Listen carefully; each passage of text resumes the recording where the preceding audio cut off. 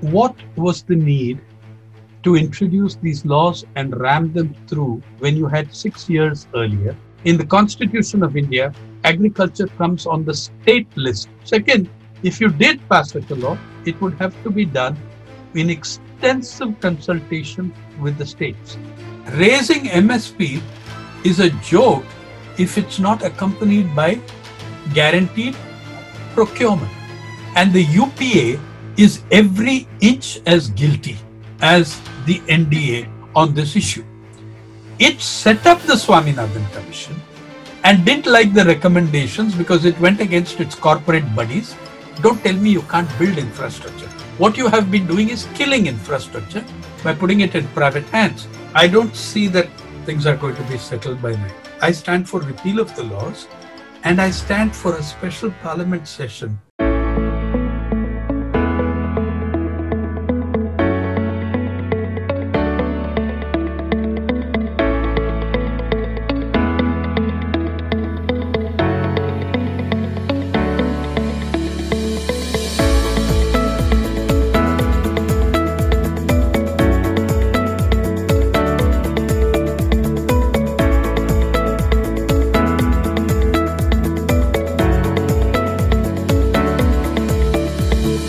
Thank you so much, sir, for sparing time for all the viewers and listeners at India Podcast. It's a real honor to have you with us, especially at a time when I think the whole nation is today crying out or putting out their strength for this concern of farmers. So thank you for your time today. You're welcome. I'm happy to be here. Go ahead. Sir, I want to begin asking about this nationwide protest that has come up now, and especially in the time of pandemic. One question largely I want to know, have we really got delayed into introducing this whole fight that the farmers have come up now? Because at this situation where the country is already under pressure when it comes to GDP, economy, pandemic situation, how justified or how well is it going to carry on such a protest, risking lives both ways? I don't think it lies both ways. I think that a government rammed through 3 laws, and you need to be asking the question to the government, what was the need to introduce these laws and ram them through when you had 6 years earlier? This government has had a very big majority for over a year. True. And it'll have that majority for another 2 years, 3 years after the pandemic is brought under control. But they felt the need to introduce this law and the labor laws as well, not just farmers, at the height of the pandemic. The calculation of fatal miscalculation was that all these blokes, the farmers, the workers, have been pulverized by the pandemic, cowed down by COVID. They're not going to be able to resist, organize, and protest. And that was the calculation on which it was rammed through. Second, that is the list of subjects on which the state may legislate, not the center. Yes. Labor, I think, comes on concurrent, but farm laws, agriculture is a state subject. Second, if you did pass such a law, it would have to be done in extensive consultation with the states and their consent and their agreement. You never did that. You never once did that. Second, you didn't even you did not consult farmers while making the law. Third, you did not send the bill for the opinion of the Standing Committee on Agriculture. You've done none of these things. You've rammed the law through and then say, hey, I'm consulting you. We are trying here to. What are you consulting them on? You've rammed through a law with incredible implications. It's like saying, I did pass a death sentence on you, but we are now willing to negotiate whether it will be death by hanging or you'll be boiled in oil. So it's absolutely ridiculous, post facto, post eriori, post blunder, to now talk about consultation, which you never did and which you violated the entire constitutional process in putting those 3 laws at the center. So withdrawing the entire law is the only way farmers can look ahead, because negotiation even now doesn't seem happening very easy, because none of the farmers are not in the mind to bend or compromise for anything, and rightfully they should not. So is Withdrawing, withdrawal the only way? withdrawing. Well, a government with any sensitivity could have told the farmers, if it really wanted to talk to them, that let's suspend the implementation of the laws till we negotiate. They never did that. They never made that offer. And consistently speaking in two voices to different constituencies. On the one hand, the Prime Minister in his constituency of Varanasi makes the most aggressive speeches, dismissing these protests as a conspiracy foisted by the Congress party and others, and that there will be no giving in. The cabinet ministers are going to Shingu border and the other points purely on a PR mission addressed at the media and the middle classes. Look how reasonable we are. We are offering to take hanging off the table and put it and boil them in oil. But, every farmer and every Indian knows that nobody in this cabinet has any powers but two people. Okay? Yes. Everyone knows that. So they're not even, on what basis do you ask the protesters to take this agriculture minister seriously? Most Indians cannot remember his name.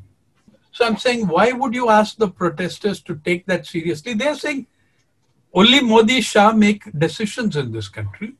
We talk to them. And the third thing is this, that you have, the laws are not just about farming. And I'm saying repeal is the first step. There's a hell of a lot else to be done. In these laws are provisions affecting every Indian citizen. Firstly, in the agriculture side of it, you're going to be affected severely.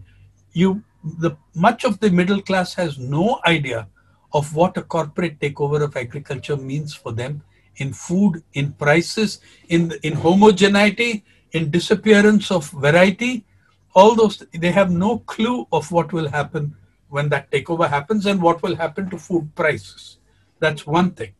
The second thing is, there's another level at which every single Indian is affected.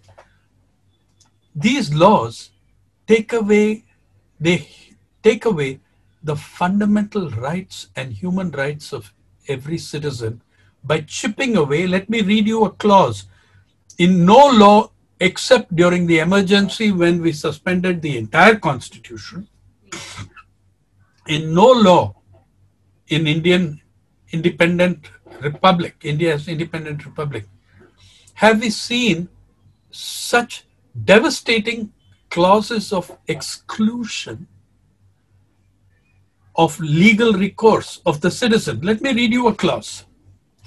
Now, in the contract law, the law affecting contracts, the one called the Farmers Empowerment and Protection Agreement on Price Assurance and Farm Services Act, which is about contracts, bringing in contract farming, which will be dominated by big business and corporations. Anku, please listen to the wording. No suit, no prosecution, or other legal proceedings shall lie against the central government or against the state government, or any officer of the central government, or any officer of the state government, or any other person. Who are these other persons? Or any other person in respect of anything which is done in good faith or intended to be done under this act. No civil court shall have jurisdiction to entertain any suit or proceedings in respect of any matter.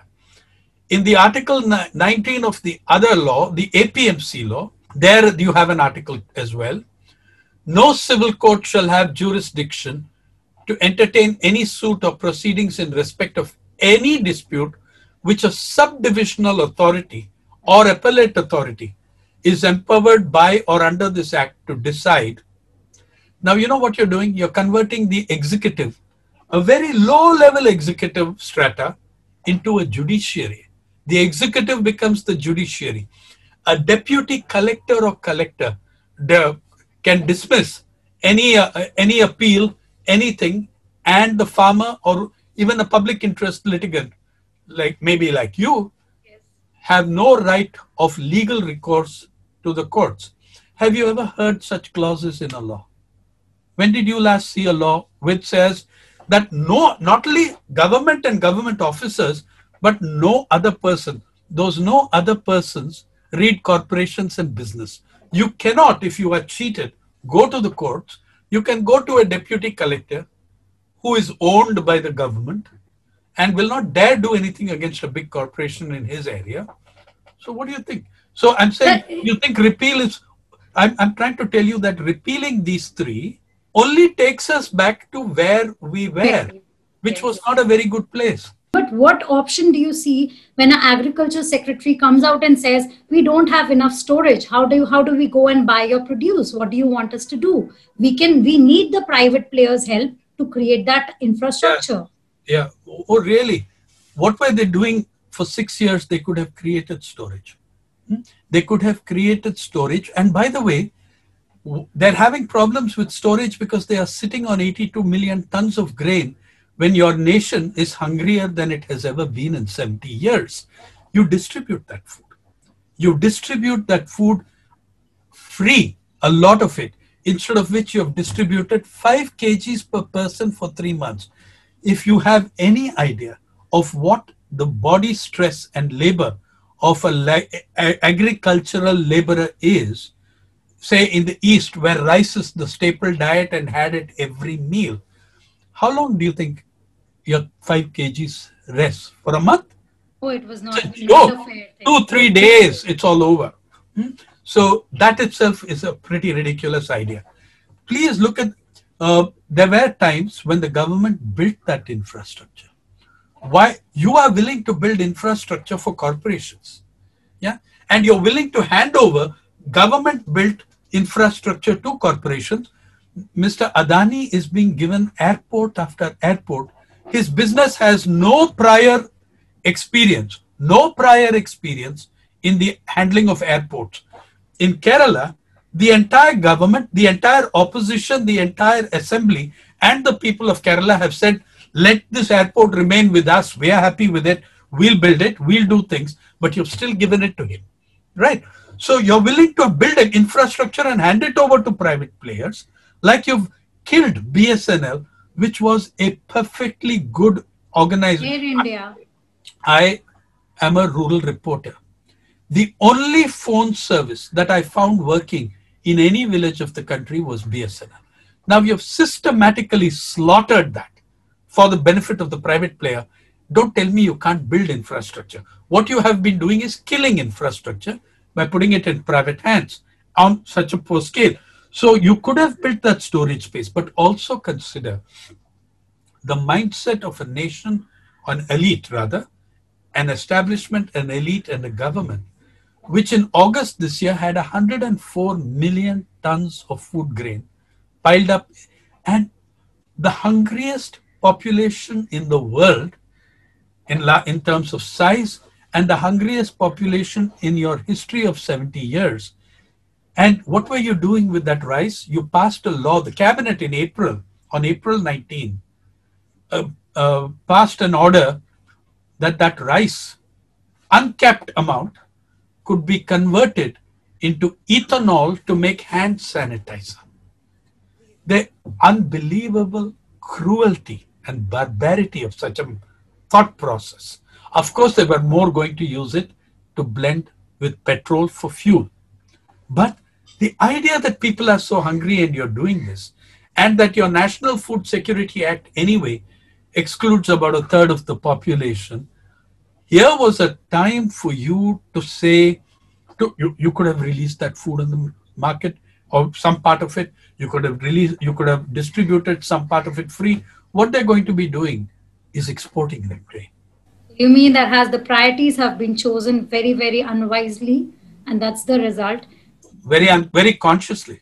They did this in 2002. The previous government of the NDA did that in 2002 when it exported the cheaper forms of rice, the cheaper forms of food grain were exported in 2002 when Mr. Shanta Kumar was food minister. And you know why cheaper forms were? Because the Indian poor could not buy even those cheap varieties of grain. Now, why would you think people abroad in the West would buy the cheaper varieties of grain, Anku? They bought it for their livestock.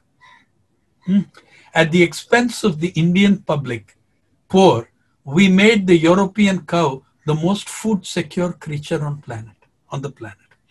So we sold it to them at lower prices. We exported it because it was rotting. As much of the grain will now rot. Yeah. But Then we we did not sold give it it to to our our people. own people. So when it comes to MSP, which is a lot of understanding is not coming along clearly when people talk of MSP. One question that I got was with the rising inflation, revision of MSP has never happened on time. It's been over decades you see the prices revise over certain required commodities or chosen crop. How does this confidence come in the farmers? Because government has again hogwashed it, saying, "Oh, we are reiterating, we are not going to remove that. We are not even touching on that." But a mistrust has already built in farmers and government, which cannot go away. So, how has to be MSP be dealt with now? If we don't just look at the retrospective aspect, what can be done The now? government knows very well what can be done because this government in 2014 came to power on the promise of revising that MSP as per the recommendation of the Swaminathan Commission, more correctly called the National Commission for Farmers. In 2014, on the eve of the election, Mr. Modi and his party promised the Indian farmer, within 12 months of coming to power, we will implement the recommendation of COP, cost of production 2 plus 50%, as per the Swaminathan recommendation. You made that promise. Within 12 months, what they did was to submit an affidavit to the court saying it cannot be done in 2015. In And there was a 2016, long drawn fight on that. in Yes. 2016, no, they just said no. In 2016, the then agriculture minister, another worthy whose name people don't know, Radha Mohan Singh, simply disavowed having made any promise. We didn't make such a promise. In 17, they said, forget Swaminathan, let's look at Madhya Pradesh, where our Shivraj Singh Chauhan has a great model, which ended with his shooting 5 farmers dead through his police. His police shot dead 5 farmers in Mandsaur, showing you how much they were delighting in the Shivraj Singh Chauhan model. In 2018, Mr. Nitin Gadkari interviewed in August 2018 said, "Are yaar, every government makes promises. Every political party makes promises before an election. It's not fair to cling on to that." 2019, the then finance minister, Mr. Jaitley, in his budget speech, paragraph 13 and 14, said, "We made that promise. We fulfilled it." They started playing a game with defining cost of production. There are different ways of defining. So they chose the one that pinned it to the lowest. Now, cost of production has to mean comprehensive cost of production, all inputs plus rental value of your premises or your land. Tell me which Transportation. industry or which business in the world runs without taking those factors into cost of production? That's a None. basic financial calculation we do. So the same calculation that you allow industry and corporations, why should the farmer not get that? So and here's the thing you can do. As I said, repeal takes us back to where we are, where we were. But what you need to do, since 2018, I've been calling for it. Now the farmers are saying it, but I'm saying that we have to go further. You need a special session of parliament to just exclusively on the agrarian crisis and related issues. The Swaminathan Commission wasn't only about MSP. And by the way, raising MSP is a joke if it's not accompanied by guaranteed procurement. Okay? There's no point. It is I like can we put will out, give you this, but there's no buyer to it. there's no That's the buy. point.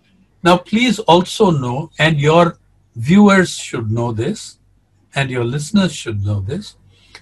In 2011, there was a group of chief ministers and bureaucrats, an official group of chief ministers of different states that wrote in its report, its point 3b of the report of, it was called Consumer Affairs Group. The report is available to you and your readers and your viewers. Even today, it's up on the National Ministry of Consumer Affairs website. It said no transaction should be allowed between farmer and trade below the MSP price. Now, the chairman of the report, whose signature is carried on that report, was one chief minister of Gujarat called Narendra Modi. So he knew then it could be done, right? So I'm saying this, the hypocrisy of saying it can't be done. Listen, you've juggled the entire telecom sector, costing the public tens of thousands of crores to benefit two players. Actually, one. Yeah. That sheer hypocrisy. When it comes to the poor, there's no money. When it comes to the rich, there is no constraint. That hypocrisy you need to shed. You need a full session of parliament in 2018. And then the other thing is, please know that not just Punjab or Haryana, farmers from 22 states and 4 union territories gathered near parliament on November 29th, 2018, from 22 states and 4 union territories, demanding all that these farmers are demanding at the gates of Delhi and a lot more. So it's not as if it was restricted to one section. And political leaders from 21 parties, except for the Bharatiya Janata Party, attended that rally and supported that charter of demands, which means you can have a special session of parliament, have it for a full term, a full session of parliament, the winter session, discuss the Swaminathan Commission report, which has laid, and the UPA, the United Progressive Alliance, is every inch as guilty as the NDA on this issue. It set up the Swaminathan Commission and didn't like the recommendations because it went against its corporate buddies. And today the government offers the idea to the farmers, hey, let's have a committee. This is an offer of death by committee. And you're telling me some piffling bureaucrat and technocrat in Niti Aayog is going to give you a more distinguished and researched set of recommendations than that of the National Commission of Farmers, headed by the country's most famous agro-scientist ever? So you can have that special session. 3 days to a week, you discuss the Swaminathan Commission. It's not just about MSP. It also worries about water.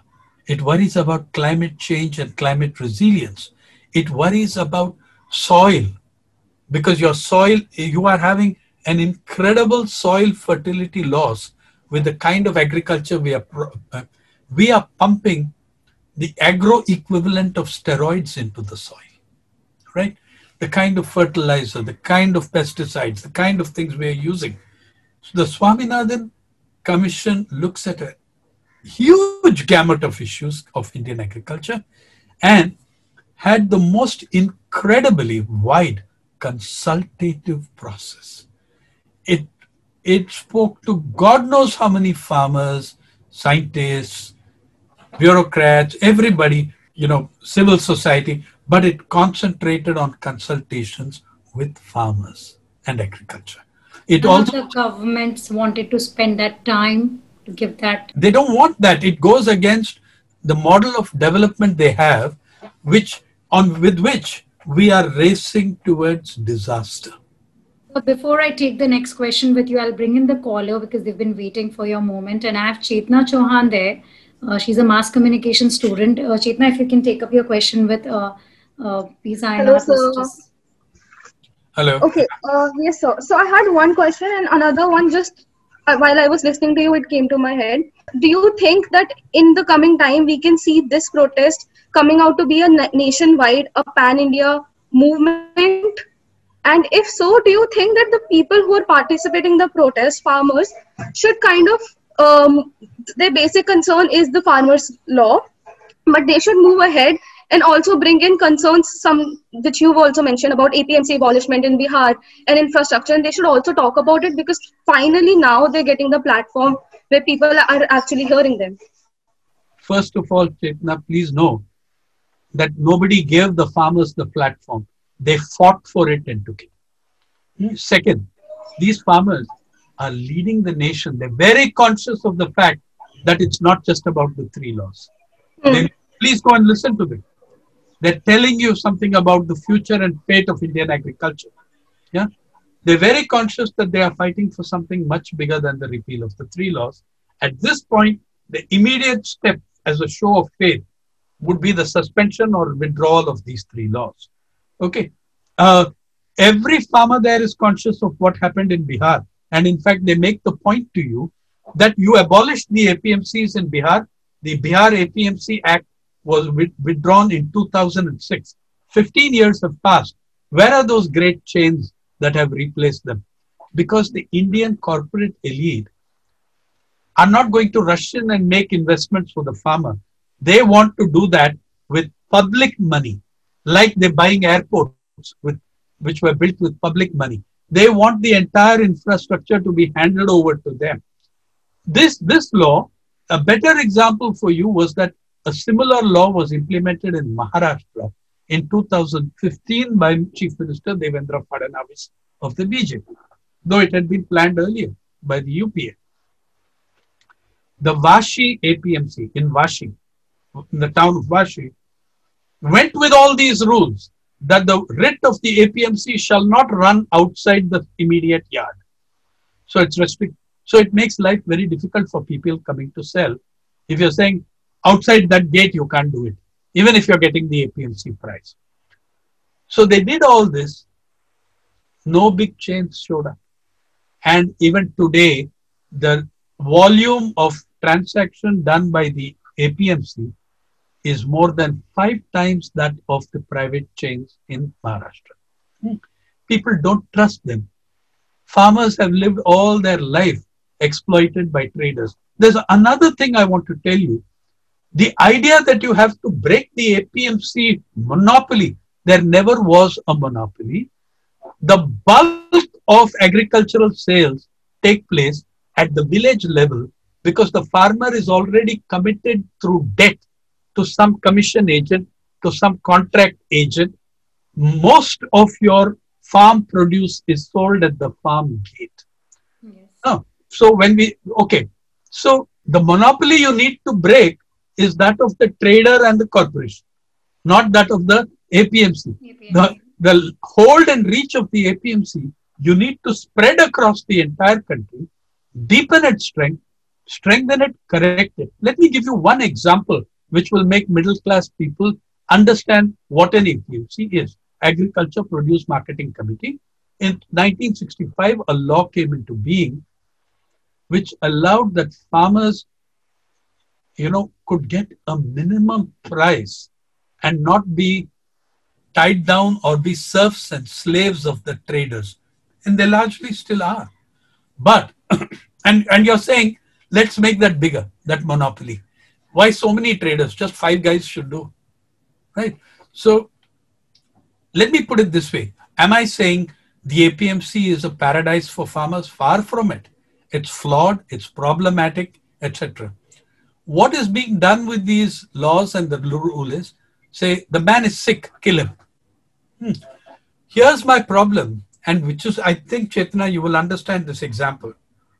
Let's look at government schools as the APMCs of the education sector. You and I know you are not going to a government school, right? You and I are not going to government schools because we can afford private schools. You broke the monopoly of government schools.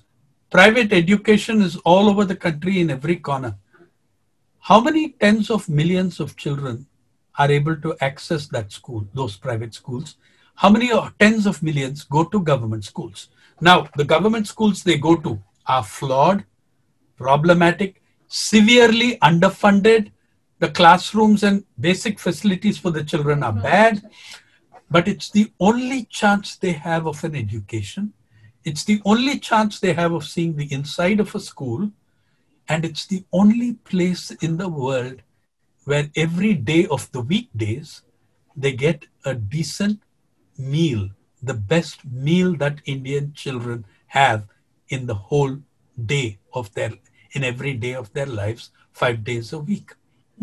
So shall we say the government schools are all, with all these problems, let's shut the damn places down. Let the private sector take over. Yeah. You'll see starvation even during the lockdown, Chetna, even during the lockdown. You can see malnourishment growing in those areas where children were totally dependent on the midday meal. True.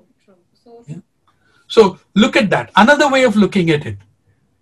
Primary health centers and district hospitals, they are the APMCs of the health sector.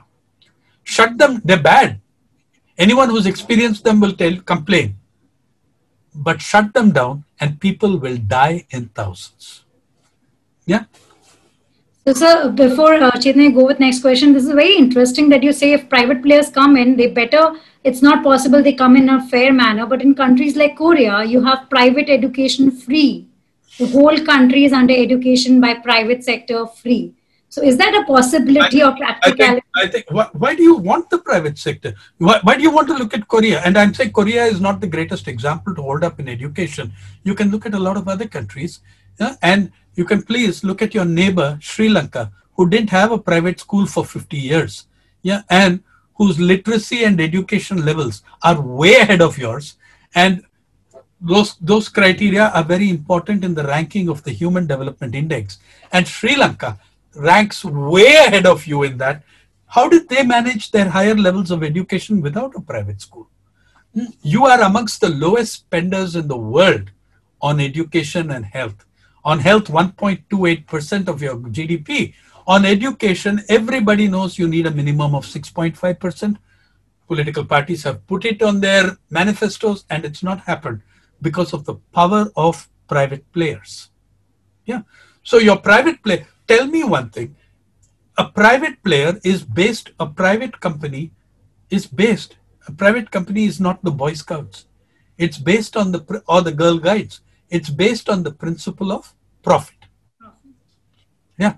It's like why we need independent non-profit media. Right. What about you, Anku? I mean, why are you there? Why don't you just let Times of India do everything and shut down Mirror as they did? All editions of the Mirror were shut down. They shut down, and the Huffington Post was earlier shut down. Private players are there for the money. If that school does not make them money, they will not have that school. If a particular section of children are unable to pay their fees, they will not be allowed to join that school. All these things, the manipulation of the very, very inadequate RTE is very well known to all of us. So I'm saying, why don't you look at your neighbor? Why don't you look at your neighbor Bangladesh, who is overtaking you on every indicator, and in a couple of years, in a year, will be ahead of you on per capita income as well. So what I'm saying, there is nothing here to show me that a private player brings a better benefit. In those countries where the government and the state are intervening for the public that elected a government, there they're doing better. Yeah, so my other question was strictly from a journalism student point of view. I think so. We've seen this pattern again and again that whenever there is a group of people protesting against anything, the media, especially the mainstream media, they kind of put them in a box that they're misled. Okay, and at the same time, we have government who is not answering questions at all. We've seen it in demonetization. We have seen it in CANRC. We are seeing it now that they're not answering. Just answered your question. The same logic which I spoke to you about private players in school and health and education. What about private players in media? They are not there for Chetna's benefit. They are there to add more money to the wallet of Mr. Samir and Vinny Jain, Mr. Birla. That's what they are there for. You and I, do not have too many options. That's why we try creating options in independent media. Now, the last 30 years, large corporations and business houses have reduced media, have reduced journalism to a revenue stream. Now tell me, would you agree that the people of India have never needed journalism more than they did these past 7 months? Exactly. And it is in this 7 months that the big companies have laid off 1,500 journalists and 8,000, 10,000 non-journalist media workers. It shows you they don't give a damn about the public's right to know. It shows you the hell with pandemic, shandemic and stuff. This is the chance for us to make, do what we wanted to do, which was to rationalize staff levels and increase the profit on each rupee. Right? So they are look, some of the best journalists in the country have lost their jobs. The very journalists who could have gone out and done those stories are the ones without their jobs. But the jobs of those who cover business, corporation, stock market, those are relatively more safe. Those who cover agriculture and labor has ceased to exist. Yes. In this country, there is not a single newspaper or a TV channel which has a full-time labor correspondent. So one thing that you want to say that now, I think this was a question from Keshav, one of the caller who had written to us, and he had said that why do you see major cry out coming from the northern hemisphere and not South Indian state and farmers are much seen in the picture right now? Are we missing out their voice? It's there? Or I explained, Keshav, that in 2018 November, 2 lakh farmers gathered outside Parliament, 22 states and 4 union territories. And the idea is you will hear those other voices if you want to hear them. The media are not interested in your hearing them. How many of you were told by your media that on November 26th and 27th, farmers in every state in the country, from Manipur to Maharashtra, came out in solidarity marches with the farmers in Delhi? That is one. Second, you are right. It is concerning people, mobilizing people more in Punjab, Haryana, West UP than in the rest of the country for 2-3 important reasons. In the APMC system as it was introduced, the minimum support price covers 23 important products. Cumulatively, those products amount to about a overwhelming share of gross cropped area across the country. But in practice, farmers are, even in Punjab, farmers are able to access only the MSP on wheat and rice. Try accessing the MSP. So I'm saying the point is, it should be exactly the opposite of what the government are saying. We should be saying, one, extend MSP to pay that MSP on all 23 crops. You know what advantage it will have? One, it will make it much more national. And two, it will mean diversification of crops. Or people will grow more rice and more wheat and more rice and more wheat because you have concentrated MSP there. But you're not willing to conduct that MSP, even on 21 other products that you have declared. I'm saying that it's got to be even more than those 23, and there's got to be that support. So yes, but despite that, in fact, you can look at it this way, the Punjab, Haryana farmers managed to make that system work better for them because they are more organized, and the farmers in the rest of the country are not so organized and not so close to Delhi, right? Okay. And as I said, the whole game was introducing these at the height of the pandemic, precisely to prevent the kind of 2018 rally of 2 lakh farmers outside Parliament. So that's why you're seeing this seemingly lopsided thing.